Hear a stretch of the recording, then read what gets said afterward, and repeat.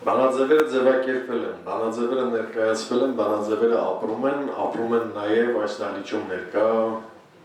մարդկանց շնորհիվ։ Դիցուկ Արսեն Գրիգորյան Հովհաննես Խուդոյան Փաստաբանական թիմ Արմենը Խաչիկյան դուք այստեղ բոլորը ներկա մեկ տարուց ավել է, 1.5 տարուց ավել է, չէ՞, ինչ անցել է բռնությունների, հալածանքների միջով անցած մարդիկ եթե դարձյալ շարունակում են ոչ թե անձի շուրջ, այլ գաղափարի շուրջ հավաքվել, իրար հետ զրուցել բացառապես արժևում ունենալով մեկ խնդիր, որ մենք մտել ենք ոտու ձեռով թափախվել ենք այս պայքարի մեջ եւ իր տրամաբանական ավարտի պետք է հասնենք, ես ձեզ հավատացնում եմ, որ այդ ամբողջը լինելու է։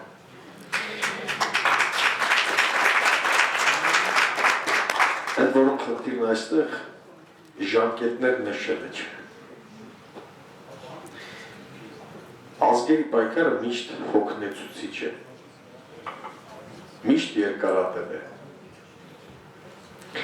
Ազգերը ապրում են այնքան ժամանակ, քանի դեռ իրենց հայրենիքի գաղափարը հոգում, մտքում և սրտում վառ է մնում։ Մեծ զանգվածներն են տանում այդ գաղափարը, գուցե ոչ։ Ինքս ունեմ իմ անձնական պատասխանները այդ հարցերը, չեմ հանրայնացնի։ Բայց հավատում եմ, որ ինչպես բոլոր կրոնների դեպքում, բոլոր փիլիսոփայական վարդապետությունների դեպքում, բոլոր քաղաքական գաղափարախոսությունների դեպքում, առաջնորդ և լիդեր բառերի, եզրույթների տարբերությունը հասկացած հանրույթները շատ լավ հասկանում եմ, որ գաղափարաբանական առումով առաջնորդողները շատ քչերն են։ Եվ այդ քչերը ենթարկվում են հալածանքների, կտանքների, բռնության, բայց երբեք ու երբեք իրենց հոգին չեն հանձնում։ Համաշխարհային հեղափոխական պատմությունից մեկ օրինակ եմ ընդհանուր ուզում մեջ բերել։ Իմ սերնդի համար ամենայն դեպս վստահ եմ նաև իմ գործընկերների գոնե մի երկուսի սերնդի համար համաշխարհային թիվ 1 չասեմ պապսաստղա, այլ գաղափարական նաև իդեալներից մեկը Չե Գևարա։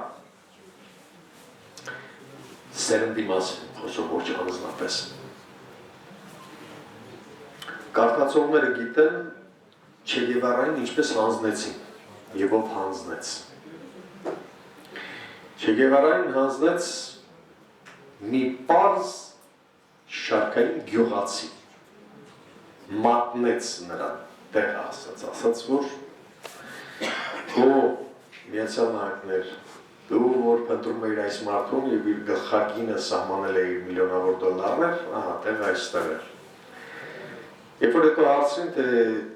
ինչու հանձնեցիր քո և քո ընտանիքի համար իր կյանքը, ամբողջ կյանքը նվիրաբերած հեղափոխականին, նվիրյալ հեղափոխականին,